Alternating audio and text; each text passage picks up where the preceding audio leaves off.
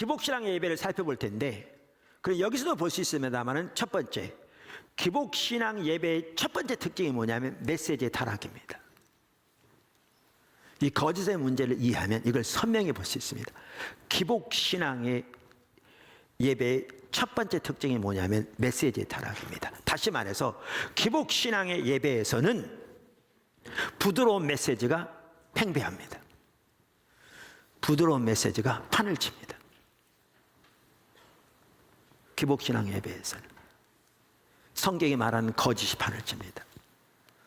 지난주에 우리가 이 부분을 보았습니다. 지금도 간단히 요약했습니다. 이걸 보면 이게 선명히 이해가 됩니다. 자, 그러면 이렇게 그러면 하나님의 백성들이 거짓을 좋아한다, 그리고 거짓을 고집하고 하나님께 돌아오기를 거절한다 그랬는데, 그럼 왜 그 당시에 종교 지도자들은 타락하면 거짓을 외치느냐는 거죠.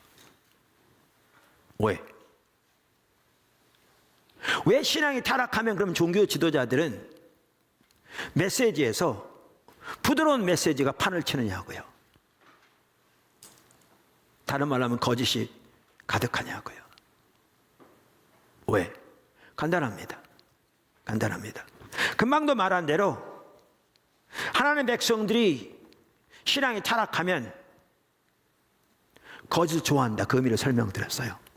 그러면 종교 지도자들은 왜 거짓을, 부드러운 메시지를 전하기를 좋아하는가? 역시 탐심이 가득하기 때문에. 오늘 본문 예레미야 6장의 말씀처럼 탐심이 가득하기 때문에. 이게 두 번째 특징하고 밀접하게 연결되는 건데요, 그게 뭐냐면 사람 두려움에 가득합니다. 거짓 신앙적인 예배에서는 이게 분리 안 됩니다. 그래서 그들이 축복의 메시지를 좋아하니까 그들이 원하는 축복의 메시지를 전하는 겁니다. 왜? 그래야 인기가 있으니까, 그래야 받아들여지니까, 그래야 오늘날로 말하면 교회가 성장하니까. 그래서 예레미야 6장 14절 아까 읽었는데, 그들이 내 백성의 상처를 가볍게 여기면서 말하기를 평강하다 하나 평강이 없도다. 그게 그대로 이루어지는 것이죠. 그렇기 때문에 기복신앙의 예배에서는 그 첫 번째 특징이 메시지의 타락인데, 다시 말해서 기복신앙의 예배에서는 부드러운 메시지가 판을 칩니다. 그래서 근데 심각한 게 있습니다. 작은 첫 번째,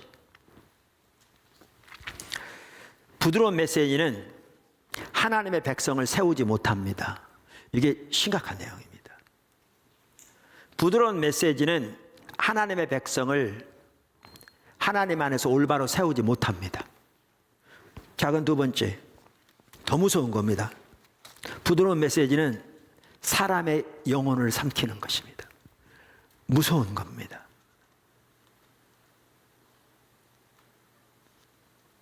이 사실을 올바로 인식하게 된다면 저는 종교 지도자들이 부드러운 메시지를 절대로 못 전할 것 같더라고요. 사람의 영혼을 삼키는 일입니다. 무서운 일입니다. 아까도 말한 대로 동일한 거짓의 문제가 에스겔서에서 나오는데, 같은 시대의 선지자인데, 하나는 에스겔서 13장에 나오고요, 아까 우리가 읽었습니다. 또 다른 한 장이 어디냐면 에스겔서 22장에 나옵니다. 에스겔서 22장. 사실 1절부터 보면 좋은데, 거기에 보면 이스라엘 백성들 죄를 쭉 나열합니다. 그러면 하나님께서 그 죄들로 인해서 그들을 심판하실 것을 말씀하십니다. 자, 그러면서 심판을 통해서도 하나님이 하나님이심을 이제 알게 될 것이라 이렇게 쭉 얘기하죠. 자, 그래서 25절부터 읽겠습니다. 좀 그 전에 읽으면 좋은데 시간 할게요. 25절, 에스겔서 22장. 그 가운데서 선지자들의 반역함이, 이제 동일한 선지자들입니다. 아까 선지자들의 반역함이 우는 사자가 음식물을 움킴 같았도다. 우는 사자가 음식물을 움킴 같았도다. 그들이 사람의 영혼을 삼켰으며 재산과 보물을 탈취하며 과부를 그 가운데 많게 하였으며.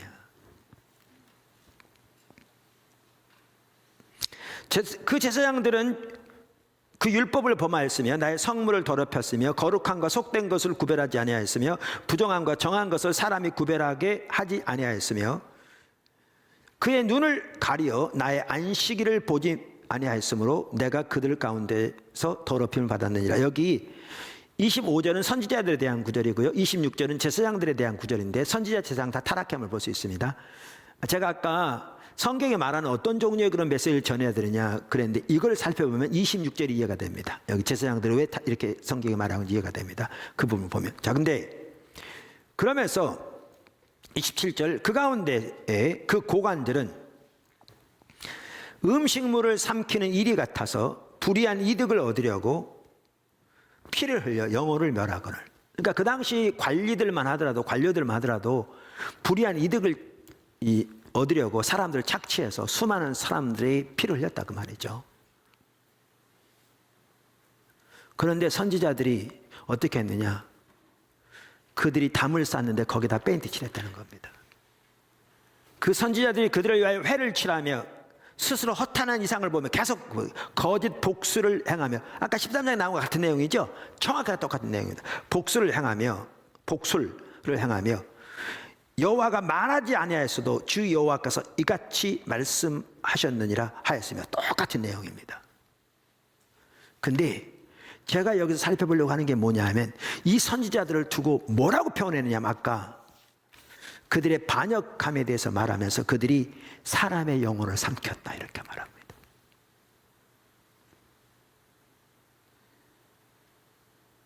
아까 보았잖아요.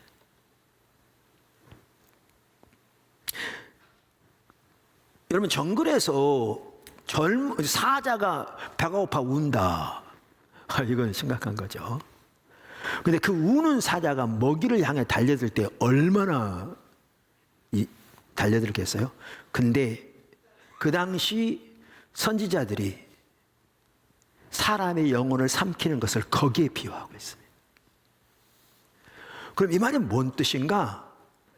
아까 말한 대로 성은 무너져 있는데 하나님의 백성들은 영적으로 무너진 상태에 있는데 하나님의 심판에 코앞에까지 닥쳤는데 아무 일이 없는 것처럼 그 백성들의 상처를 대수롭지 않게 여기면서 말하기를, 아무렇지 않게 성 무너지는데 올라가 보지도 않고 말하기를 축복이라 평강이라 하나님께서 지키실 것이라 하나님께서 이 나라를 보호하실 것이라 하나님께서 복주고 복주리라 이렇게 페인트 칠해서 그 말이 이루어지게 할 것이지만 그게 하나님의 다가오는 심판을 막지 못해서 그들의 죄로 인해 심판이 안에 와서 나라가 망하고 수많은 영혼들이 목숨을 잃고, 그래서 남자들의 목숨을 잃어서 과부가 되어지고, 그러면서 이것을 두고 뭐라고 그러느냐, 이 평강의 메시지를 전하는 자를 영혼을 삼키는 것이라고 표현합니다.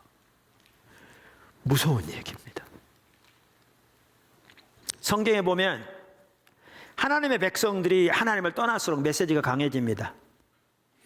아까 예레미야 23장 계속 똑같은 그것에 대해서 말하는 구절인데 29절에 이렇게 말합니다. 여호와의 말씀이니라 내 말이 불 같지 아니하냐, 바위를 쳐서 부서뜨리는 방망이 같지 아니하냐. 그러니까 하나님의 말씀이 여기에 보면 불 같다는 거예요. 아니면 바위 이렇게 대고 망치로 쳐가지고 바위가 떨어져 나가는, 깨뜨린 것 같다는 거예요. 호세아서, 이사야 시대, 호세아 같은 시대인데 하나님 백성 타락한 시대를 두고 하신 말씀인데, 그 시대에 하나님께서 선지자를 통해서 하나님의 말씀을 하나님 백성들에게 어떻게 전했다고 말하고 있느냐, 이렇게 말하고 있습니다. 6장 5절 그러므로 내가 선지자들로 그들을 치고 내 입의 말로 그들을 죽였노니 내 심판은 비처럼 나오느니라. 그러니까 하나님의 말씀을 그들을 죽였다는 겁니다. 죽여놨다는 겁니다. 이 말은 뭐냐? 이걸 보면 하나님의 백성들이 하나님을 떠날수록 하나님의 메시지가 강해지는 걸 볼 수 있습니다. 근데 여러분 쉽게 이해할 수 있습니다. 자, 여러분의 사랑하는 자녀가 지금 그리 가면 지금 낭떠러지 떨어져 멸망의 길로 갑니다. 그럼 이렇게 하시겠습니까? 하나님 복 주고 복 줄 거야. 처음은 미약하시나 창대하게 될 거야. 네 영혼이 잘된 같이 내가 범사자라면 강건할 거야. 이렇게 하시겠습니까? 그거는 하나님의 백성들이 하나님과 친밀하게 동행하면서 하나님의 목적을 삶에 들여지고 하나님의 길로 행하며 하나님의 그들의 삶에 통치하시고 운행하실 때 주어진 약속들이죠. 근데 지금 멸망을 향해 낭떠러지를 향해 가는데 그렇게 표현하겠냐고요. 그렇게 여러분이 사랑하는 자녀가 그렇게 하고 있다면 어떻게 하겠어요? 그래 하면 안 돼! 그러겠죠. 근데 그래도 계속 가면 어떻게 하겠어요? 안 되라니까!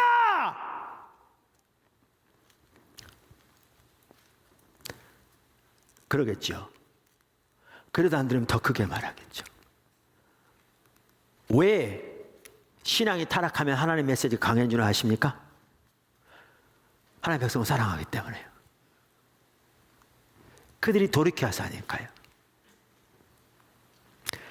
그들이 하나님 중심적인 삶으로 돌이켜져야 하나님의 생명도 하나님의 은혜도 하나님의 예비하신 그 모든 유업도 그들에게 주어질 것이기 때문에요.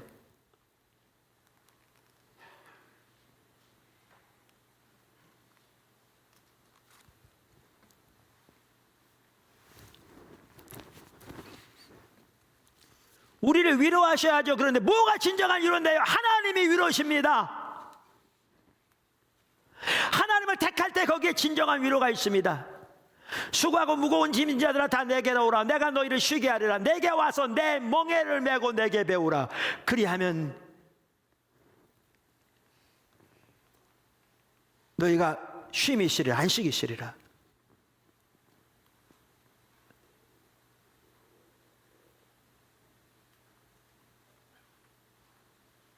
진정한 평안이 어디에 있는데요? 진정한 생명이 어디 있는데요? 진정한 쉼이 어디 있는데요? 진정한 위로가 어디 있는데요? 하나님이 위로신데 하나님이 구원이시고 하나님이 지혜시고 하나님이 거룩함이시고 하나님이 지혜시고 하나님이 유업이시고 하나님이 복이시고 하나님이 생명이시고 하나님이 장수시고 그래서 우리가 하나님을 택할 때 하나님 알고 존재를 사랑하며 신명기 3장의 말씀처럼 그렇게 하나님을 택할 때 거기에 진정한 유업도 생명도 지혜도 거룩도 거기에 넘치게 되어 있는데요. 저는 예수님께서 바리새인들에게 서기관들에게 마태복음 23장에 화로다 woe to 거의 저주에 가깝습니다. 7번이나 말씀하셨잖아요. 저는 저주한 게 아니라고 생각합니다. 저는 그렇게 믿습니다. 왜냐하면 하나는 예수님은 아무도 저주하지 않으십니다. 두 번째, 예수님은 그 바리새인들을 위해서도 십자가지로 오신 분입니다. 그 사실을 기억한다면 그걸 달리 볼 겁니다. 그 말은 무슨 말인지 아십니까? 안 된다니까! 그 말입니다.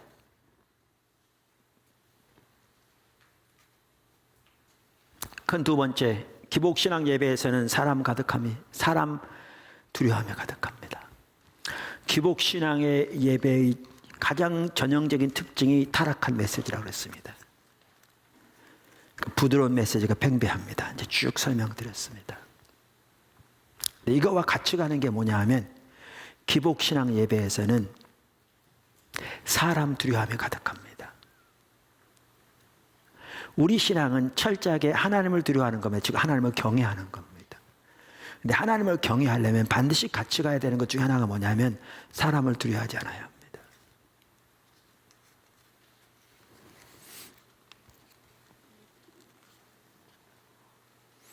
근데 신앙이 타락하면 하나님을 경외하기보다 사람은 두려워함에 가득합니다. 무엇보다 예배에서 그게 전형적으로 나타나고요. 신앙, 삶의 모든 영역에 다 나타납니다. 그대로 나타납니다. 아까 말한 대로 거짓의 메시지를 전하는 그 근본적인 배후에도 탐심이 있는 동시에 물론 연결되어 있습니다만은 사람 두려워함의 그 배후에 있습니다.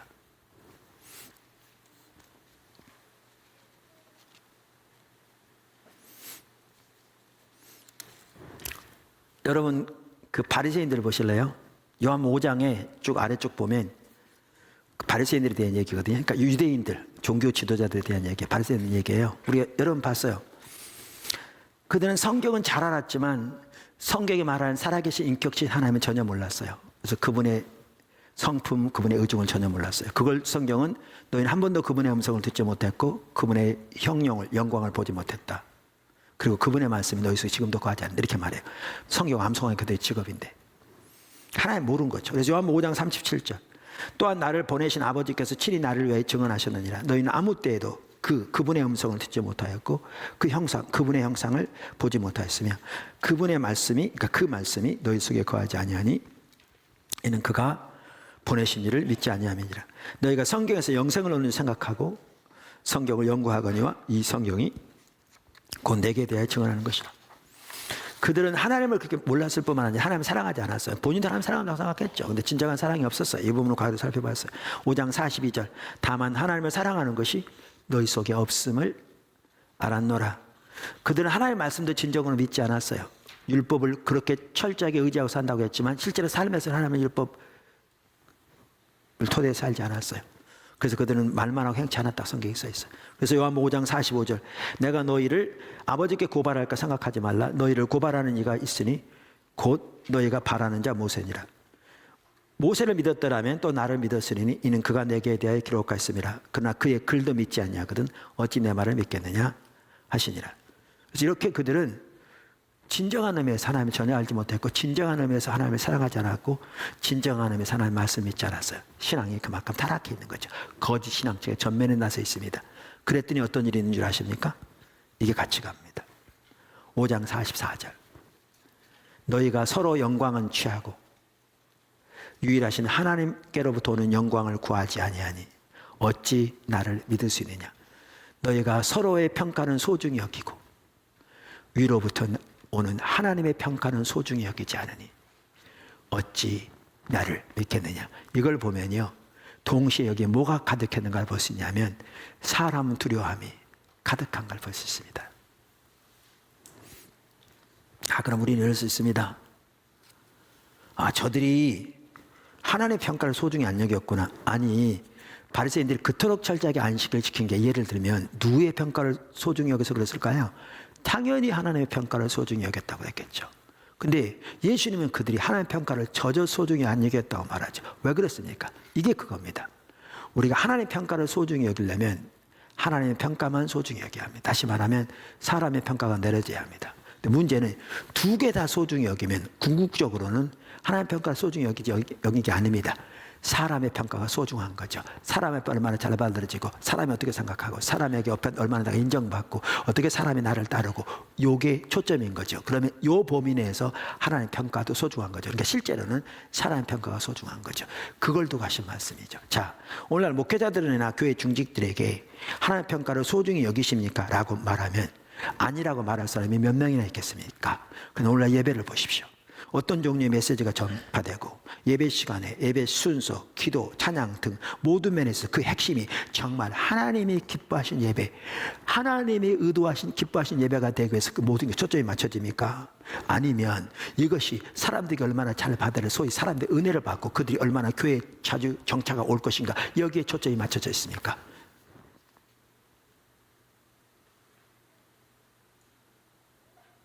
한 예를 들면 성가대.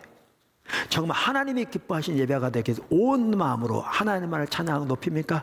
그분의 행하신 아름다운 일들에 그분께 찬사를 드리고 그분만을 기뻐하고 그분으로 인하여 기쁨으로 그렇게 찬양합니까? 성경에 나오는 하나님의 사람들이 그랬던 것처럼? 아니면 찬양을 통해 사람들 앞에 노래를 통해 감동을 주고 인정받기 위해서 하고 있습니까? 우리는 말로는 하나님의 평가를 소중히 여긴다고 말하면서 오늘날 우리 예배 가운데 정말 사람 두려움이 가득합니다. 모든 게 사람에게 어떻게 잘 받아들이냐가 초점입니다. 그러니까 메시지를 정직하게 못 전하는 겁니다. 메시지만 올바로 정직하게 전하기 위해서도 사람 두려움에 내려져야 합니다. 그래서 사도 바울이 그렇게 말했습니다.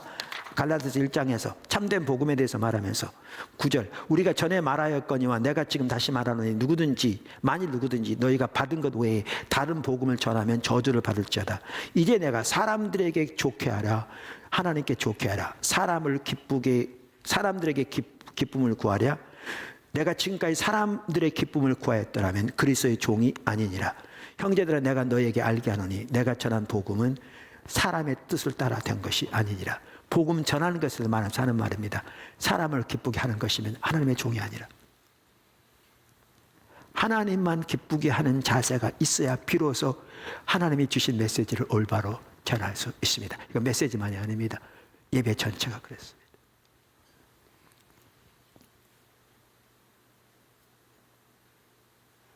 기복신앙의 예배의 한 전형적인 특징이 뭐냐? 거짓과 같이 가는, 부드러운 메시지와 같이 가는 사람들의 마음입니다. 사람의 평가가 소중합니다. 사람이 중심입니다. 사람에게 잘 받아들여지고 사람을 끌어모으는 것이 초점입니다. 그러면서 그게 타락한지도 모릅니다. 아까 예수님께서 바리새인들에게 그렇게 말씀하신 다음에 바로 그 윗절에서 예수님은 뭐라고 그러신 줄 아십니까? 41절에서 나는 사람에게서 영광을 취하지 아니하노라. 이렇게 말씀하셨습니다. 그러니까 이 말은 하나님이 세우신 질서도 무시하고 그저 자기는 하나님의 인도만 받으니까 자기 마음대로 하는 그걸 말하는 게 아닙니다. 어떤 사람은 그렇게 악용해서 정말 말도 안 되는 역적 괴물로 살아가는 사람들이 있어요. 제가 그걸 말하는 게 전혀 아닙니다. 성경이 그걸 말하는 게 전혀 아닙니다. 사실 그 배후에도 정말 하나님의 뜻에 따라 살고자 하는 그 중심보다는 자기를 드러내고자 하는 야망이 들었기 때문에 그런 소리가 나오는 겁니다. 완전히 왜곡된 영적인 괴물인 거죠. 그리고 진정한 의미에 그렇게 하나님만을 기쁘게 하기를 설 때 자기도 아니고 다른 사람도 아니고 하나님의 뜻만 이루어지도록, 그게 참다운 성도입니다.